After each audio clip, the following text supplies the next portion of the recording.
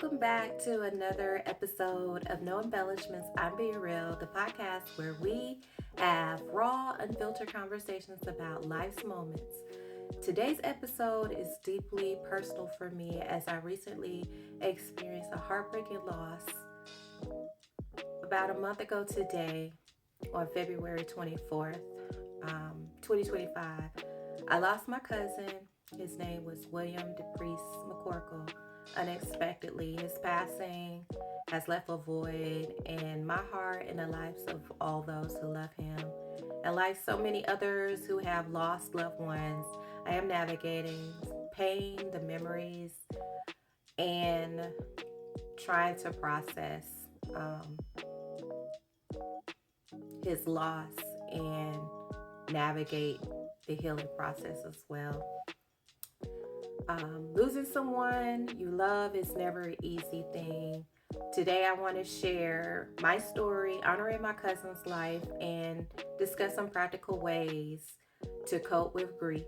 Whether you've lost someone recently or years ago, the pain never fully goes away, but together we can learn how to manage it, find peace, and honor their memory.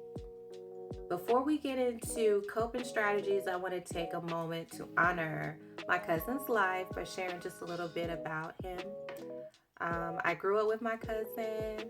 He was so funny. He was hilarious. He and his siblings always told hilarious stories about their childhood. But we were more than family. We were childhood companions because when I was little, my father was actually in the military, and we did spend some time apart from my cousins as we lived overseas in Germany. But when we returned back to the U.S., my cousins and I and my siblings, we were all inseparable. We went to the same we went to the same elementary school, was what I meant to say. We played together and we got into a lot of trouble together. He possessed a highly engaging and entertaining personality, coupled with a remarkable sense of humor. He possessed an excellent and incredible creative way of storytelling. And he often recounted amusing anecdotes from his childhood, which remain some of my fondest memories. And I really miss him a lot. My parents played a huge role in his life in making sure he and his siblings stayed out of trouble. They took them to church, held Bible study, gave them a safe place to grow. They often spent a lot of time over our house. They spent the night with us. He was only a year older than myself and my brother. We're twins. Although the age gap never really mattered, he loved to refer to himself as our big cuz. What makes this loss so painful is the journey he went through in his final days, as it was an emotional roller coaster of hope, uncertainty, and untimely heartbreak. From the breathing issues that he first complained about that sent him to the hospital, to the emergency surgery that kept being postponed. It was one challenge after another. The doctors did all they could, but by the time they performed his second surgery, it was too late. His body had endured so much, and eventually the toxins had spread beyond what could be saved. He fought hard. His heart kept beating, his brain was still functioning, but in the end, the decision was made to let him go peacefully. However, he flatlined before they could actually remove him from life support, almost as if his body knew it was time to rest. This loss has hit me differently. I haven't lost a lot of people who were truly that close to me, people who shaped my life during my childhood, shared the same life experiences. And even though I lost his brother in 2008, this one feels even heavier than that. It's a pain that's hard to put into words, but today I want to talk about how we can keep moving forward when grief feels unbearable. When you lose someone close to you, it feels like the world stops while everything around you just keeps moving. There's not a right or wrong way to grieve, but here are some things that have helped me and might help you as well. Acknowledge your pain, don't suppress it. Let yourself feel everything, whether it's sadness, anger, confusion, or even numbness. Grief is personal and it comes in waves. There will be days when the pain is overwhelming and other days when you'll feel okay. Both are valid. Also, remember to lean on your support system. Family, friends may not always know what to say, but being surrounded by love can bring comfort. If you have people who genuinely care about you, let them in, let them listen, let them be there for you. Honor the memory of your loved one.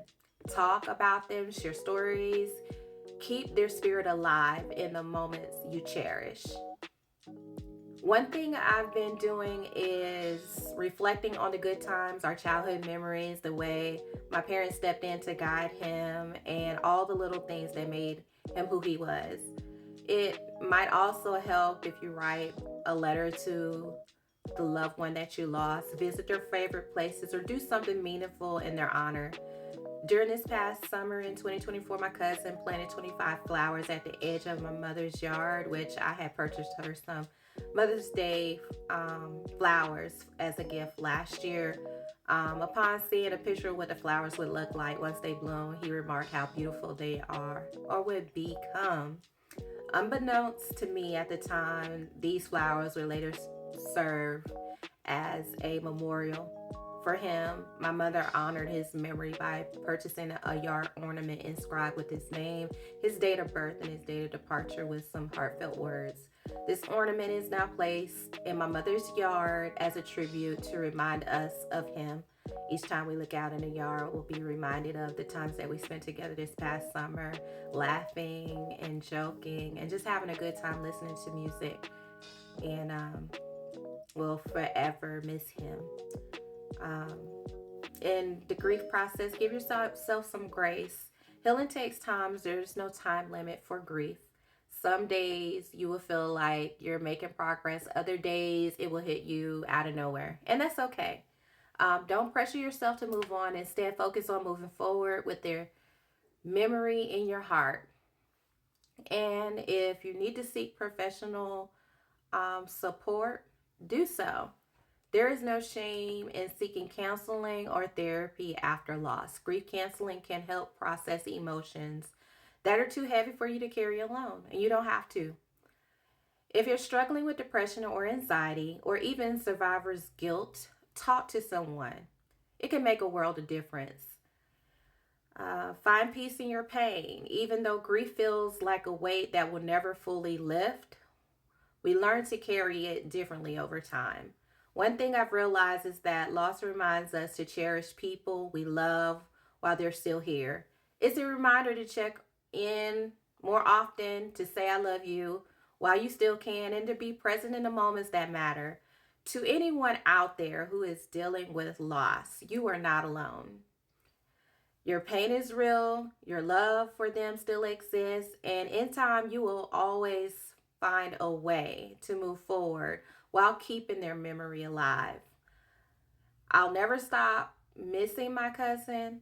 I'll never forget our childhood memories, our bond, or the love my family poured into him. But I also know that he would want me to keep going, to keep sharing my truth, and to keep making the most of my time here. If you've lost someone you love, I hope today's episode gives you comfort, some validation, and maybe even a little hope. Thank you for tuning in for this special episode of No Embellishments. I'm being real. If you have experienced loss, I would love to hear your story. Drop a comment, send me a message, or share how you are honoring your loved one. Remember, grief doesn't mean forgetting, it means carrying their love forward in everything you do. If you found this episode helpful, don't forget to share it, leave a review, and follow me for more conversations like this. Until next time, hold your loved one close and keep pushing forward.